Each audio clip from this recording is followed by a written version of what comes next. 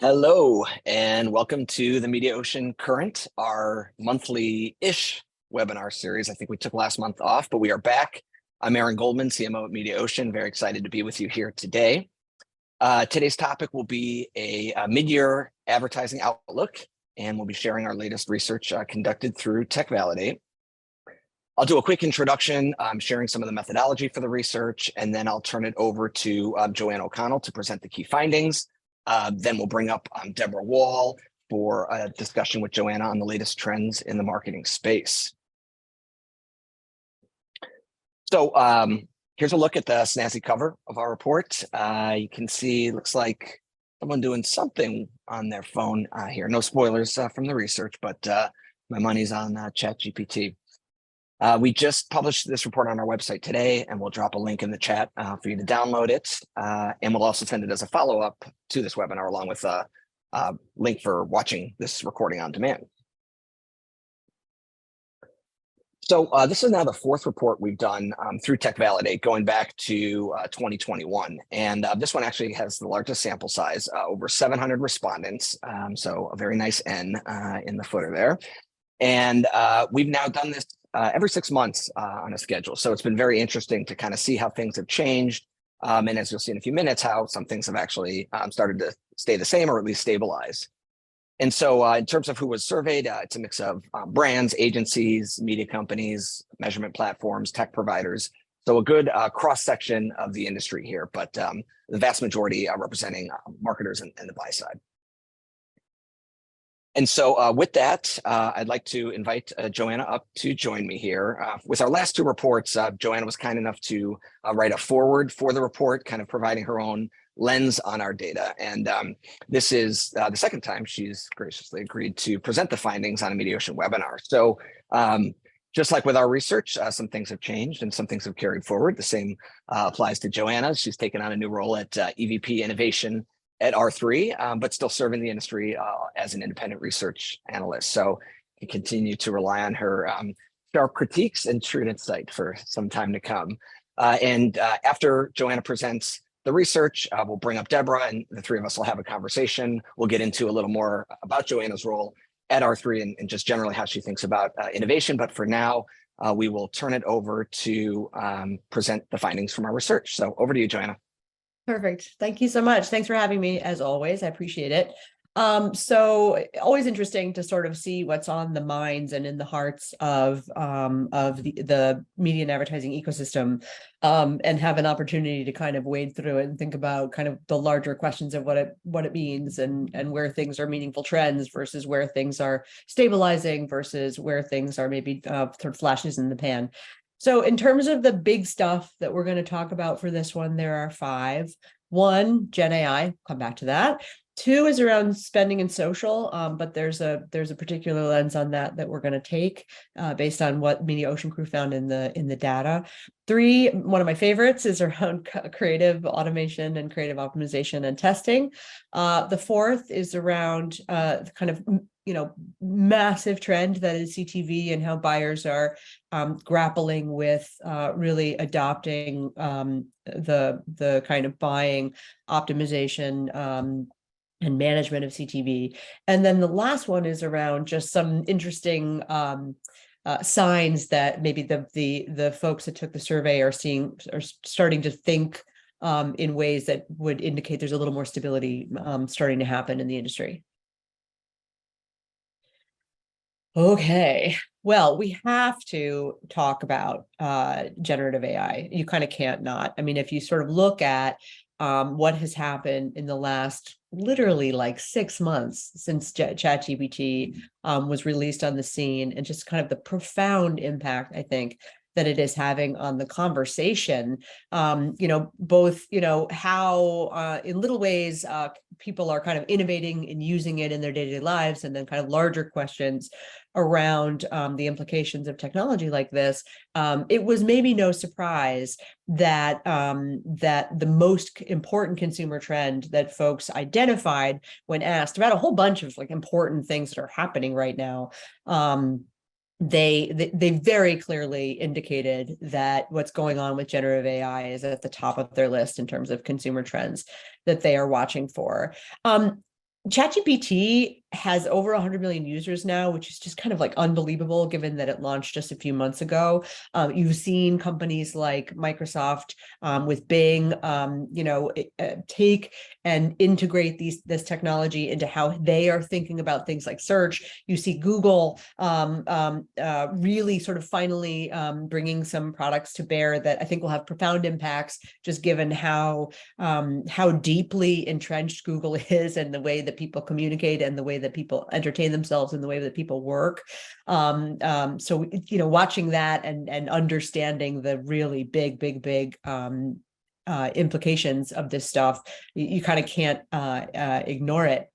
It's interesting because I just will make a note that AI is already kind of infiltrated advertising in a lot of different ways, different applications of AI. But the thing about Gen AI that I think is so obvious is that the end consumer feels it, touches it, uses it. And end consumer also includes employees inside of companies like agencies and creative shops and brands and technology companies. So, when you ask folks, and if you want to go to the next slide, we can talk about it. When you ask folks, where do you see potential when it comes to things like Gen AI? And I'll say, when we talk about generative AI, two really big particular flavors of that are around text creation. And that's really when you want to think about something like ChatGPT, and then text to image creation, which is where you want to think about something like DALL-E. And so when you ask folks, where do you see potential with these things? And they were given lots of choices, and the answers are varied, which is, I think, an indication that people actually see there's a lot of potential with this stuff, although I don't know that they've really figured out what it looks like yet. So something like copywriting is super obvious. That is the sort of the bread and butter of a tool like ChatGPT. Image generation, also a little further down on the list, an obvious one. But things like data analysis and market research, kind of interesting, because you wouldn't necessarily think of generative AI as being the kind of AI that you would use to do deep data analysis. But people are innovating how they kind of think about how they can use these tools. Like, what if I put in a bunch of prompts and see what it comes up with? Or what if I ask it a bunch of questions around consumer trends and see what it comes up with? So people are really being, I think, expansive in the way that they think about the possibilities of these tools. And I guess we'll go on to spending in social. No, it's okay. It was just sort of a last kind of. I can't overestimate or overstate how big what's happening in artificial intelligence is right now, and it's something that every one of us in this industry needs to appreciate. Has the potential to be incredibly valuable, but also can come with a lot of risk. And so just my general comment would be around AI. It's so important that you understand, how these tools are being used, if they're being used at all, because they probably are, for everything from, pacing of your media campaigns to real-time optimization of your campaigns, to creative optimization, to, predictive analytics for patterns recognition and the like. So it's really important that you just are leaning into understanding that this stuff exists and how it's being used, so that you don't kind of find yourself flat-footed as these things continue to kind of infiltrate how we work and how our systems work. Okay, off soapbox. So the next one is around spending in social, and this is self-reported, obviously. So this is kind of where the energy is in terms of how respondents are thinking about where they're putting their dollars. So in this case, asked the crew here, the 700 plus respondents, for each media channel to the right, do you expect to increase, decrease, or maintain your spend in 2023? And I know it's a little bit of an eye chart. That's okay. If you want to go to the next one. Yeah, this is where you really see it. So this is where it starts to pop, where you have things like social platforms getting a lot of energy around, I plan on increasing 25+% or up to 25%. You have more than probably about 2/3 of respondents actually saying they're planning on increasing 25 or more percentage points. And that's pretty meaningful. And it makes sense, right? Because if you look back at the previous chart where we were sort of talking about important consumer trends, things like TikTok and social video have just exploded into the mainstream for consumers, and therefore are something that needs to be front and center for marketers as well. If you think about the fact that TikTok is billions and billions and billions of users, with no signs of stopping right now, and the innovation that's happening there, it becomes enormously important for marketers to try and figure out how to wrangle environments like that. It is interesting because it's also just worth noting that CTV also continues to have a lot of energy around it, maintaining, increasing, or increasing dramatically, far outweighing decreasing. 60% actually saying they're going to increase by 25, by up to 25 or more percentage points, which is very meaningful. Okay, this one is kind of near and dear to my heart. For anyone who's had a chance to check out any of the research that I've done over the last handful of years. So people in the media space, we just never really learned about how the creative process worked, and we were sort of like, okay, we get the files, we code it, we ship it off as code along with our ad serving instructions, and that's the end of the day, and that's how we think about creative. But the reality, of course, is that the creative process itself, the opportunity to make it better, smarter, faster, more dynamic, more responsive is so high. And there's so much happening in the creative space right now from a tooling standpoint, everything from, tools that are designed to do really rich analysis of creative to try and understand why something performs, to tools that are designed to help automate the process of actually building, hundreds or thousands or hundreds of thousands of iteration, to, tools that are able to, parse out elements of creative and actually do things like test different elements, A/B or multivariate test different elements to try and drive higher performance. So you'll see by the next chart that what's interesting, of course, is that paid performance-driven paid media and measurement and attribution remain really important to people as we're living in this time of some macroeconomic uncertainty. Of course, that's something that they care a lot about. But if you pop forward one, this is what's really interesting.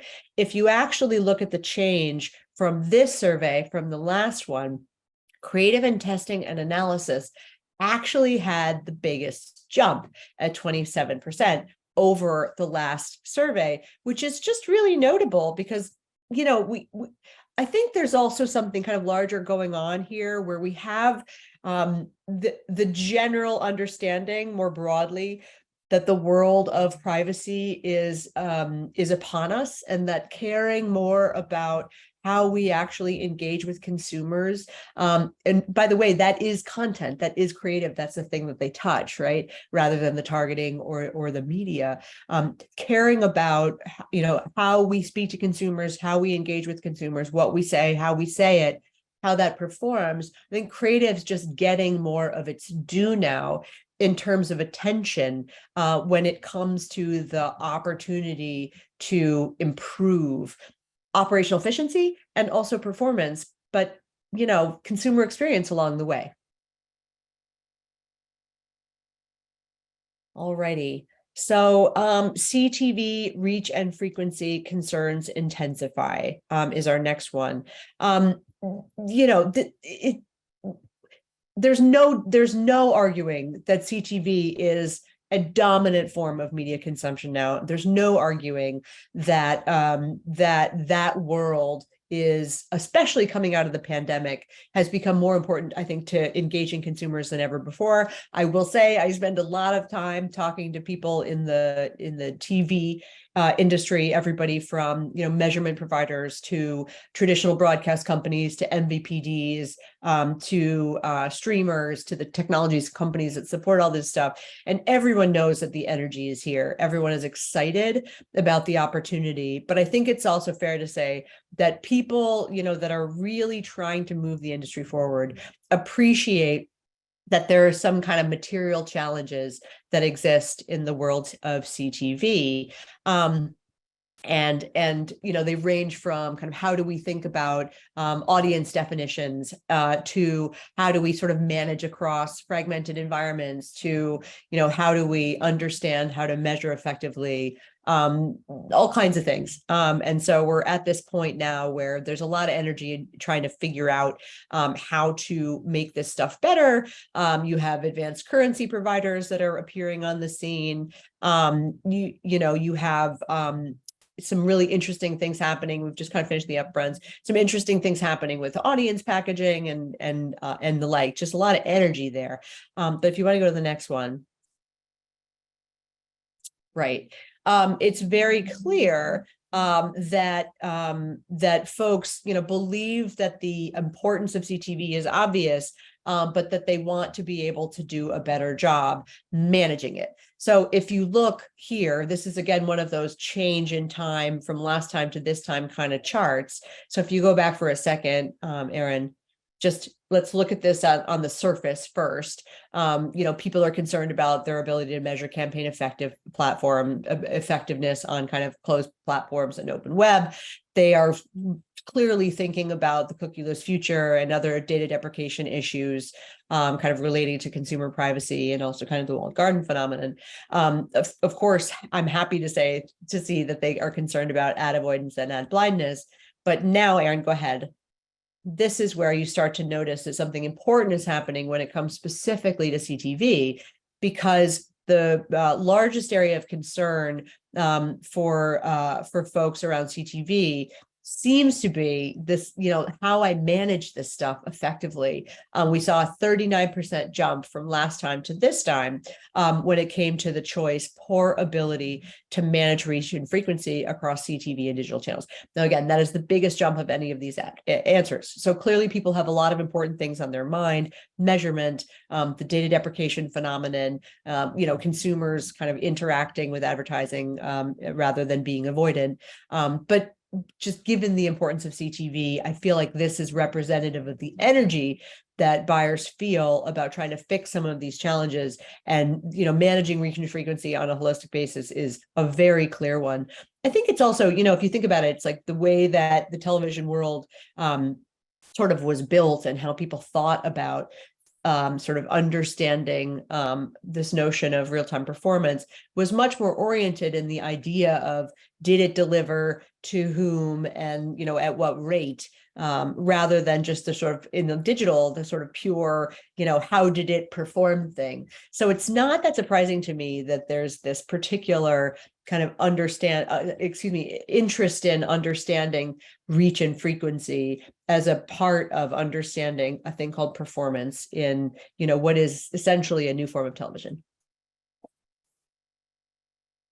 Okay, so last one here is around what has been deemed ad industry stabilization based on some interesting things that popped in the research around spend. So let's hop into the next slide. Okay, so this is a lot. Don't get overwhelmed by this, but basically what the Mediaocean crew did is they asked, for each media channel, do you expect to increase, decrease, or maintain your spend in 2023? And they asked about all kinds of stuff, from national and local TV to CTV to, digital out of home to search, social, retail media, which is a really kind of important phenomenon right now. And they asked folks, you're going to increase, maintain, or decrease. So what's interesting here is that in general, nearly all media channels have more people reporting plans to increase spend rather than decrease. The outliers are maybe not all that surprising, just given general trends that are happening in the industry toward adoption of digital as sort of the foundation of marketing and advertising strategies and just kind of following consumer behavior. So TV and print were outliers, and even in those cases, we didn't see people sort of saying, "Oh, I'm done. I'm pulling way back." It was really more about maintenance, which is interesting. So when you then dig in a little bit deeper and you kind of look at where people are kind of thinking about where they want to put spend, excuse me. It's the stuff that pops is the stuff that's unsurprising. Social, search, digital display, connected TV. So there's energy, just general energy in the industry, it seems, rather than what could, I would say in the past, have been construed as a sense of real concern about the need to pull way back.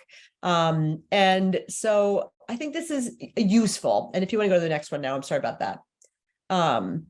Because, sort of summing this one up, all media channels are increasing spend except TV and print, where those are maintaining. And again, this is self-reported. So what we're appreciating here is where people's energy and attitudes are.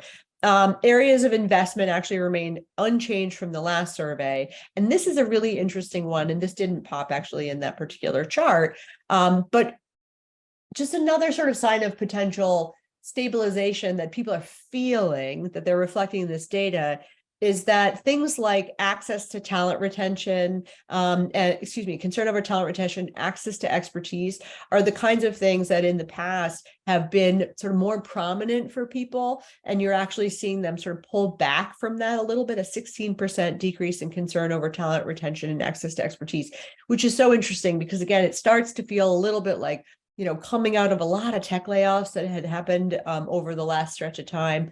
Are we starting to see people feel a little bit more stability when it comes to their role in the tech industry, what's happening in the tech industry, just generally, the general trends toward how marketing can kind of move forward.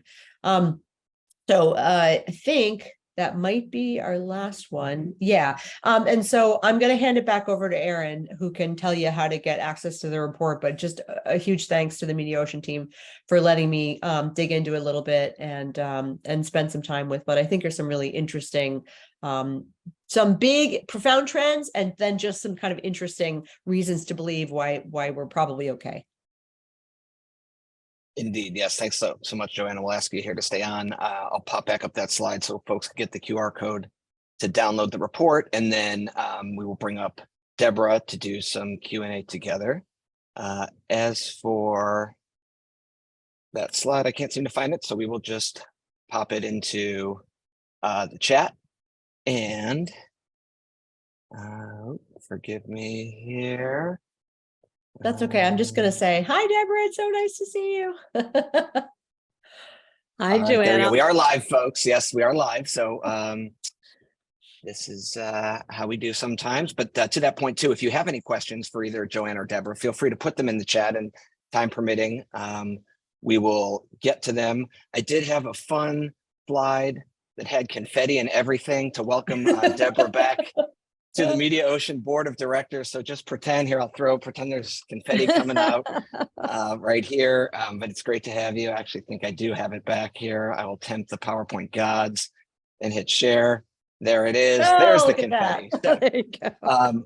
Hopefully some folks saw the press release yesterday about the appointment of Deborah to our board. And I suppose we can put that link in the chat as well. Very excited. Actually, for those who don't know, she actually served with us previously during a time of tremendous transformation for the company. So great to have her back for what will no doubt be another period of innovation and growth. For those that don't know, Deborah's a Forbes Hall of Fame CMO, recently served as SVP and Global CMO at General Motors. And she's now entered the preferential phase of her career, which is she does what she prefers.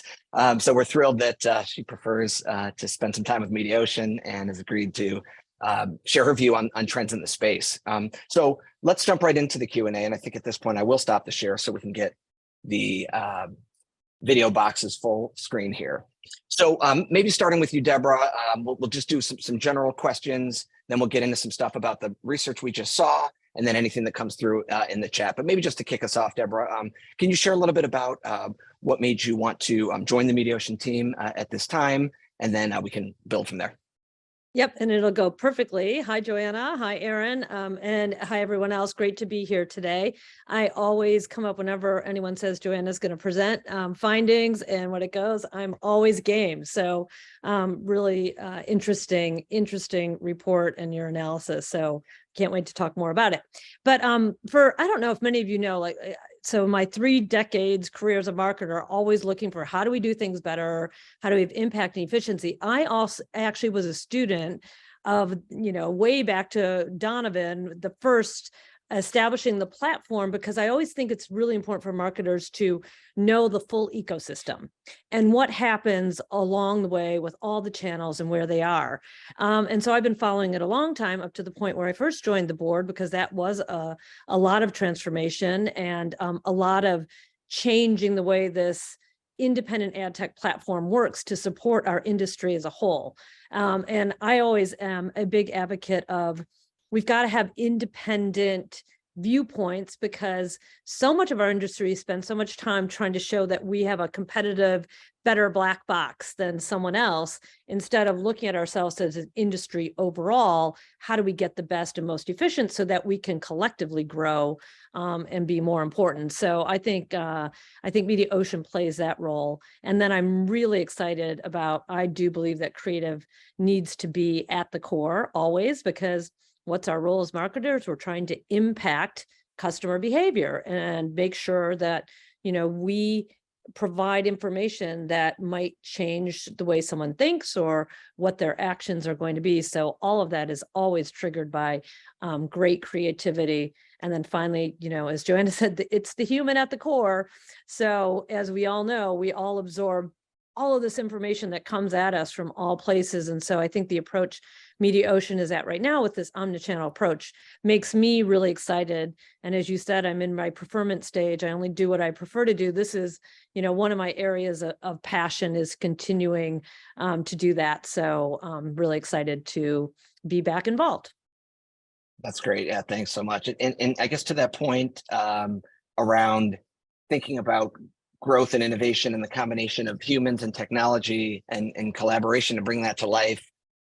Maybe Joanna, you can share a bit more about your role with R3 and how you think about innovation in that context, and just sort of generally how you see the landscape sort of shaping up between how brands work with partners, consultants, agencies, sort of a big open-ended one for you there. Yeah, I mean, it's I'm sure Deborah knows R3.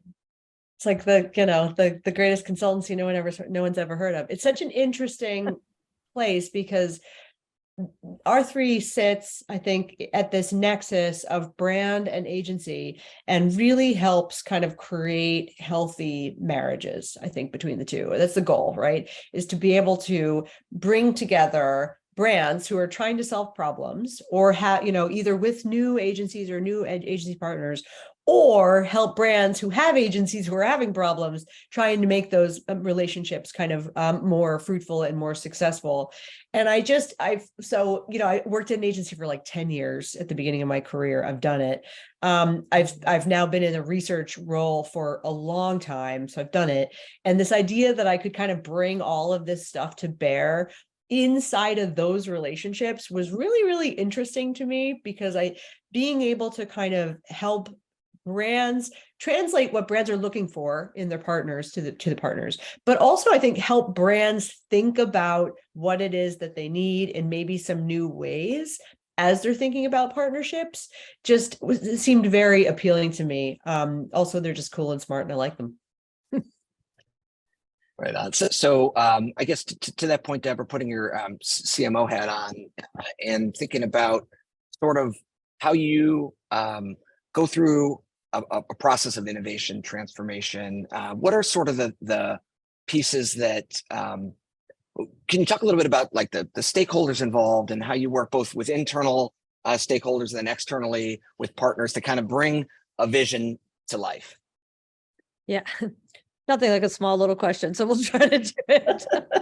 Yeah, can you please give us the quick the easy three-step process that everybody can follow? Joanna, but I think the biggest thing that's most important, which is still a strong thing, is defining the problem, like having the right problem statement is really critical. And I can't tell you how much time either does not get spent on that, which should, because if you do it right in the beginning and define that core strategic issue, then it's a lot easier to find the solutions. Yep. Then I think, from there, it's a really holistic assessment of strengths and weaknesses of any organization and its partnerships, like the whole ecosystem idea and where it goes. And then finally, I think you've got to, within a company, bring along your key partners, which of course are always the finance team, the IT team or technology team, and build those together.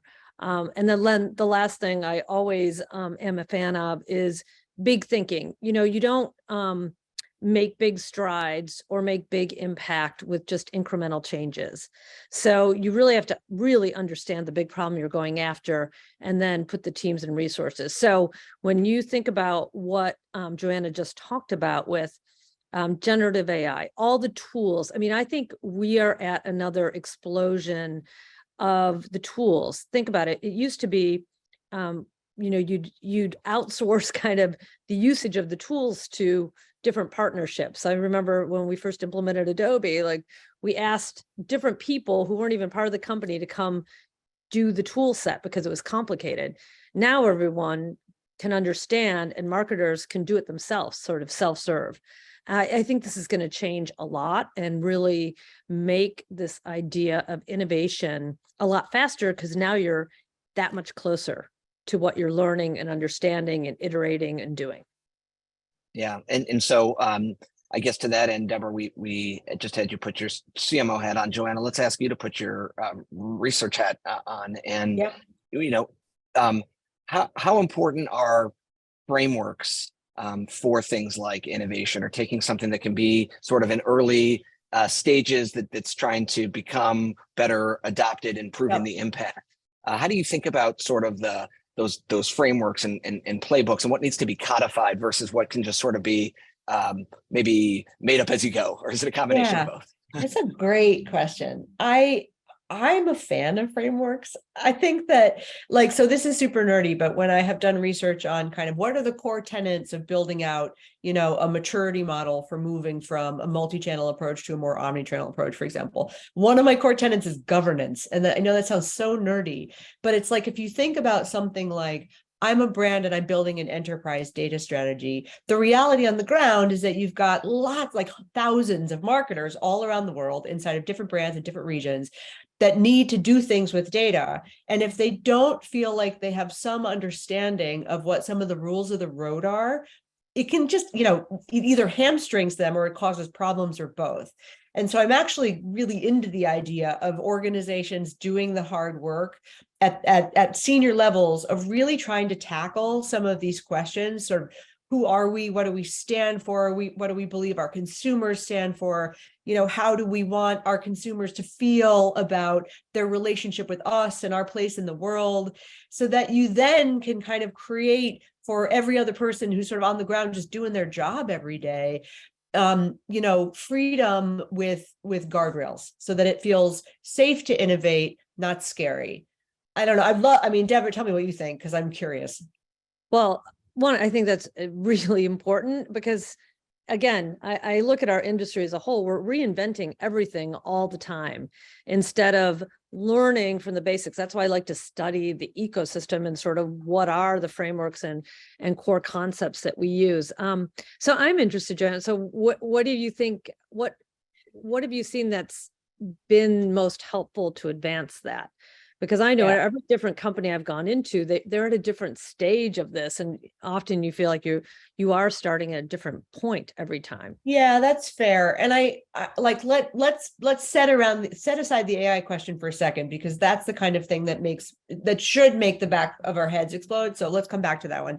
But with something like the enterprise data strategy, I'll use that as an example of something where I've seen big organizations try and tackle this in thoughtful ways.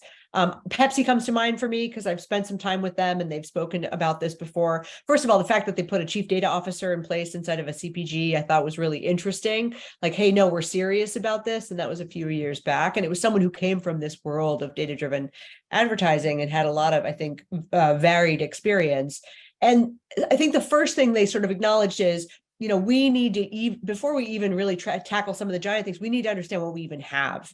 And so, in a huge organization like that, how do we start, creating some centralized understanding of what's going on inside of our organization about, or in parallel path, maybe, what are the things that we sort of stand for? Like, what are some of the reasons that we feel doing this work is important, and why do we think this is sort of the right thing for the company to do? And then you can start being like, okay, so we know kind of our reasons to believe and why we think this is important for the business. Okay, we're starting to kind of make sense of what it is we have. Then we can kind of decide, well, what do we actually need? What do we need? What do we not need? Whether it's technology, whether it's even questions like, should I collect this data or should I not? Like, how do I think about what I need versus not? Does that answer your question? Yeah. I think that's really great because I think the level of complexity is escalating and accelerating clearly. If you think about, a lot of marketers are focused on audiences and segmentation, and how many hundreds of those, like a human being's brain can't necessarily absorb all that fast enough. So we're really going to need these frameworks to help guide us about sort of what's in and out, because that actually helps you stay very focused, right? Definitely. And then also, how we can quickly use this and get our skill sets up so everyone can define, am I setting 200 different segments and I'm going to experiment with that, or maybe it's 1,000 segments, and how do I use the technology productively? I think that's kind of the next thing for everyone working in the industry to get their heads around and get themselves educated on. Well, and this is something I'm super nerdy about, but the forces of privacy that are at play right now are so much bigger than the cookie problem, so much bigger than, oh man, now we have to comply with CCPA. They are representative of a larger move toward, how do we give consumers more transparency and choice and control? And I think it should be a move toward, how are we more thoughtful about the collection, use, management, activation of measurement of consumer data, right? So you add that as a whole other layer on top of all of this, so that someone who is doing what you're describing, Deborah, which is like, I'm building 200 segments or 1,000 segments, understands what the rules of the road are inside of the organization when it comes to something like building audiences. If the organization, has sort of made a decision around, okay, well, we understand the place of addressability and where we think that's important versus we understand that, going off and buying shady third-party audience segments is probably not something we should do anymore. Having some of that kind of stuff in place makes the job of the person on the ground a little bit clearer. Exactly. Aaron, sorry, we took over. No, it's fine. It's great. We just went off on our own. And you said that we would circle back to AI, and I'm going to take you up on that. A few of the questions that have come in through the chat are centered around it. And the questions have two different flavors. One is, all right, so we see it's a trend now. How do we know if it's a sustainable trend or a fad? And the person who asked the question said, how is this different from something like Web3 or Metaverse, in terms of like other recent technological innovations that kind of came and now seem to be going. And so that's sort of part one. And then part two is, what do we think? What's the point of view on regulation? And there's a lot of press. The key players in the space are sort of openly lobbying to say that there should be more people. Some are saying we need to take a pause on this for 6 months. Others are saying we need governments to step in. So do you believe that this is a trend that's here to stay? And then sort of either way, do we need some sort of oversight, governance, and potential regulation? So I'll start by just fully admitting I'm obsessed with this stuff. I mean, absolutely obsessed. The question of how technologies like this are going to be used by human beings and impact how human beings behave, how things get done, how we work, how we interact with one another, like how we innovate in science and, medicine, like it's just, and like all of the ethical questions that are raised, like, Is it okay for something like Dali to create an image based on artists' work that they didn't get permission to use? Like, these are very material. Like, what about small publishers where someone can just write an article pulled from small publishers and the publisher gets none of the money? Like, there's all kinds of big, profound questions, I think, that we're just starting to wrap our heads around. But that said, I hope it's clear that I don't think it's a fad. I mean, this is not the same as something like the metaverse, which really requires infrastructure, like shared or agreed upon infrastructure that kind of doesn't really exist. Something like ChatGPT, only keeps getting better with the iterations that come. And that's the nature of these things. They get better as more information and more data gets pushed into them. And, I'll just say better is a funny word because, better doesn't necessarily mean truthful. It just means better, right? So to the question around something like government kind of oversight or intervention, I think the people that are smart about this stuff and really thinking about this, I think from a neutral standpoint and really asking themselves hard questions, would say yes. It's impossible to kind of legislate the building of these things, but is there a way to start creating guardrails around some of the applications of these things? Because some of them can be really pedestrian and good for people, but not scary, and some of them can be really problematic. And then again, there are these questions around kind of ethics, and then licensing and rights and all that kind of stuff. Yeah. So a lot to unpack, and Yeah, Deborah, I I'd can love to tell hear your Deborah wants to thoughts. say something. I want to know what she's going to say. Well, one, I think we have to be cautious about all the swirl. It's like, it's so exciting to just imagine everything. So I think everyone, should put their critical thinking hats on, and learn and really understand. And then wouldn't it be nice this time, after all that we've learned on the last 10 years, if we did have some frameworks, regulation, some guidelines, so that we could all pursue this in a way that could be healthier. We know some of the risks. We don't know all of them yet. And then we know some of the good things. We don't know all of the good things. Totally. So it would be really nice to have sort of the three-legged stool. So, the industry, government, the creators really working together to make sure that we do this in a healthy way. Now, that's hard for human instinct sometimes. Accurate. We do have a lot of motivation around it. And I think collectively we can really continue to put our industry voice towards that. Love that. Yeah.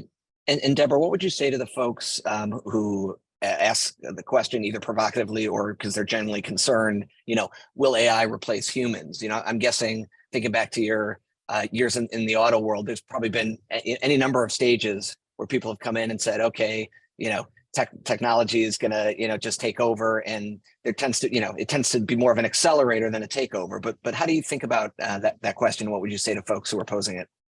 Yeah, I mean, I'm generally optimistic, but about the opportunities that will come, but it means we all do need to be on our toes. Like, we have to learn.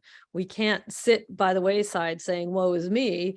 We have to engage and educate and make sure that we're investing in those areas so that we can understand what those opportunities are and then what kind of future training we need. I find that when people have the training and they see opportunities in the future, a lot of times it's going to make all of our lives better. I mean, get rid of so much of the grudge and drudgery, and allow us to still use our minds in different ways. So I'm optimistic on that side, but it takes work from all of us.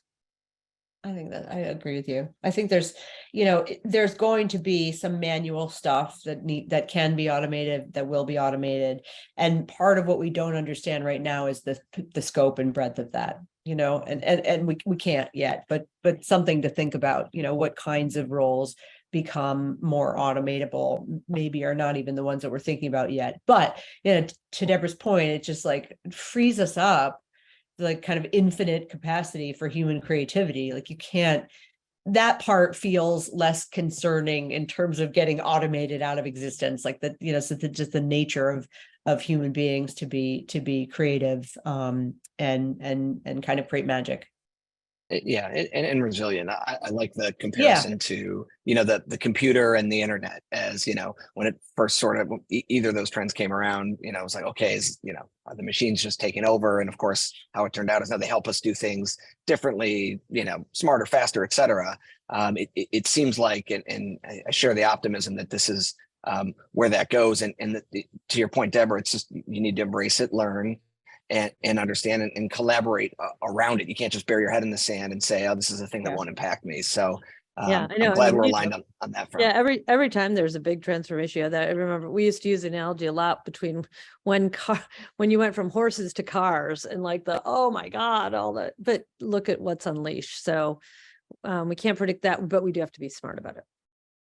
Yeah. and Can again, you I'll just debunk the say, myth? like, AI is already in our lives as professionals in the media and advertising space. Like, it's all around us. It's being used in a million ways.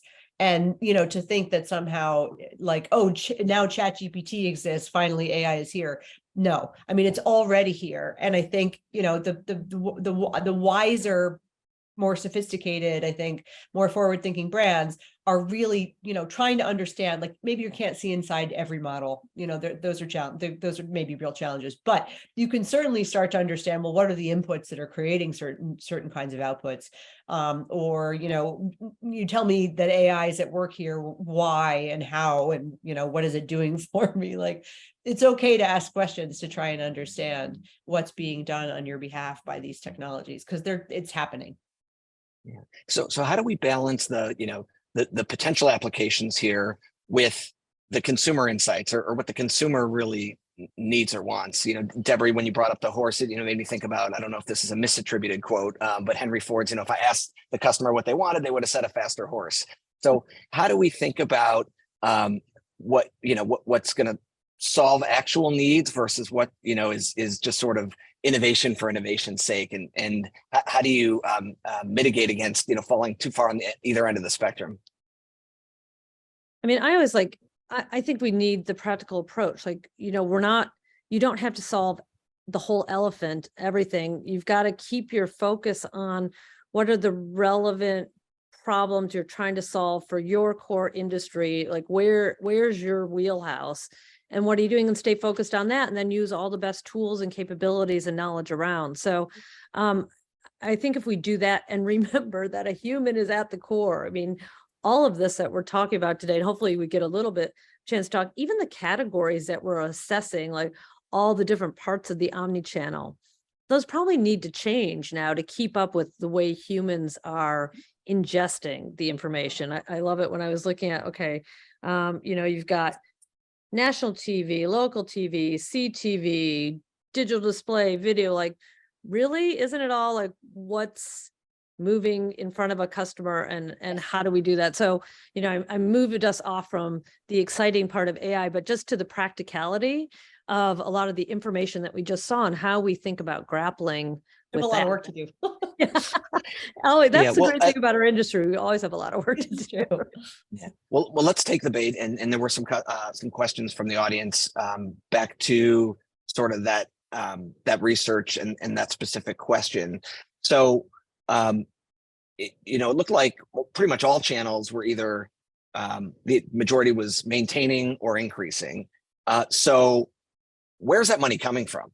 Something has to be, not getting funded. Potentially, if this was more of an advertising media question, and we think about the broader marketing budget, what are some things that might be being pulled to fund what we saw the increases here? And like one of the trends, somebody asked in particular about retail media. And, I think that's probably a good example of a place where, budget that was once considered marketing, or in that case, maybe, co-op, is now being used as sort of advertising. Are things sort of fluid now? And where do we think the money's coming and going from? Well, I want to hear from Deborah actually on this, because she's actually been dealing with those kinds of questions. But before we do, this is why I kept saying this is self-reported because, what people say and what they do are not always the same thing. So just to be really clear, and when we kind of talked about ad industry stabilization, what we saw, I think, is how people are feeling. I feel as though I'm going to spend more in digital, in CTV. I'm not sure that we can say definitively that means that they definitely will, or that they, are would want to say, and I'll pull it from X. You know what I mean? Like it's more just like a general energy thing from my standpoint. There's the obvious stuff like, follow where the consumers are spending their time and, kind of traditional television, while still very large, in terms of its user base, is an older user base and it's not growing, the way that other, I think, that other areas maybe are. So, you just see a kind of, maybe it's more like a rebalancing, right? Like, how do we think about television, to Deborah's point, is it local, national, CTV, like a consumer? It's more like, how does the consumer consume, and so I think you've seen a lot of work kind of rationalizing how to approach this notion of more converged planning and buying and measurement across all of those, vectors for sight, sound, and motion advertising. Back to the CTV reach and frequency concern, in some ways that seems to me like that's because that's a way of thinking about, how effective it is, which is maybe a more traditional way of thinking about it, which is not to say we shouldn't care about reach and frequency. Of course we should. You want to care about efficiency, you want to care about consumer experience, but you can't think of reach and frequency as the end point. So like, I think you see that, to me, is like an example of people like working through what are the mental models for managing some of these things. That was like totally didn't answer your question, but maybe Deborah can. Yeah, thanks. No, well, one, we all know that it's industry specific, so this puts a bunch of that together, so that'll have that impact. But what I'm encouraged, I think there has been a lot of efficiencies that people are finding. They're getting a lot smarter about where their dollars count or not. So they might not have those dollars being cut completely. They're now funneling them to the things that they're finding more effective. So, that's one thing I think we're seeing. And I think those trends will accelerate as marketers get much better at using the tools, as the data, the CDPs, as all the platforms get much more effective. We'll start seeing that. So there'll be less of the waste and more pouring into growth, because marketing dollars should create growth. And if you're investing well, then you should continue to invest, because you should be getting better results. And then I love your point about reach and frequency. That is the thing that used to keep me up at night. We're like, oh my God, how many more decades are we going to use reach and frequency? But the good thing about it was universal. Like, everyone from a brand newbie in marketing to your CFO understood that concept and could get their heads around it. So the problem now is, with all of our, bifurcation, everything, we have so many different measurements for all the other channels. So how do we redefine? And I'd love to see some of the industry associations and Mediaocean attack that. Like, what is that better measurement? Because clearly reach and frequency isn't really relevant. I mean, it was like an old, sort of thing that we used, but on human behavior. Yeah. Yeah, as a proxy. And I do think that there is work happening there for sure. Like how, like the JIC, that's sort of trying to rationalize across really big media companies. Like, how do we sort of think about some of this stuff? How do we start to create some standards and stuff? It takes time, and it's not moving as fast as any of us wanted to, but I think they're moving fast for them. I think they really are. And there's a real genuine desire to continue to evolve. Great. Yeah. And I will say we're seeing that too, even in this year's upfronts, the move towards bringing advanced currencies into the conversation, maybe not completely transacting 100% on the new measurement formats. There still have to be some balance of, taking what we've all agreed upon for many years and sort of, moving that into the future. So we're kind of in hybrid mode now, but the fact that it's even hybrid mode, I think is great. That's great progress. Progress. Yeah. It is progress. Now we just need to standardize. Yeah. Yes. Indeed. So perhaps here as a final question to wrap up, and we can think about, all right, let's say the the gods of scheduling smile on us, and we're able to bring this group back together in 6 months for another webinar analyzing our next survey. What do you think?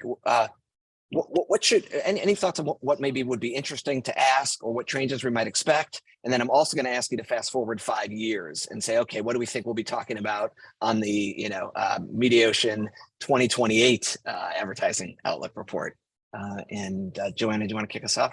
No, I actually want Deborah to go. I'm curious, like what struck you in this one that you want to see either more of or less of in the next round 6 months from now? I'm genuinely curious. No, well, like I said, I think we need to dramatically evolve the categories that we're asking people about to really understand overall, what was hard on this one when you say, okay, we're social's growing versus or digital display is growing. You're like, okay, it seems like, there's just a desire for that next level down. So I think that would be really I think that's true. in the survey to really think about that and where we go. I think understanding where people really are on their AI journey and what they know or don't know, or what they need. Because I think as an industry right now, people are using TikTok, they're going online, they're trying to figure it out, like what's that approach overall.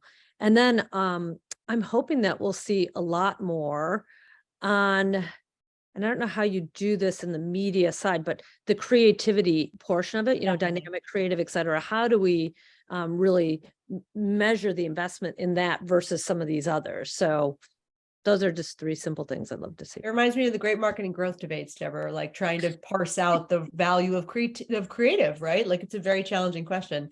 And yet it's so profoundly important to the, to the impact and performance. Totally.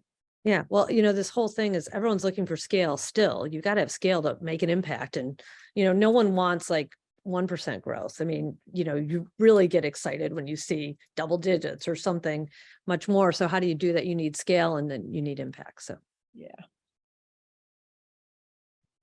And Joanna, what would you like to see both short and what are your thoughts on the 5-year horizon? Well, so I will say as a professional researcher, I appreciate the constraints of trying to field surveys and not asking people 65 questions.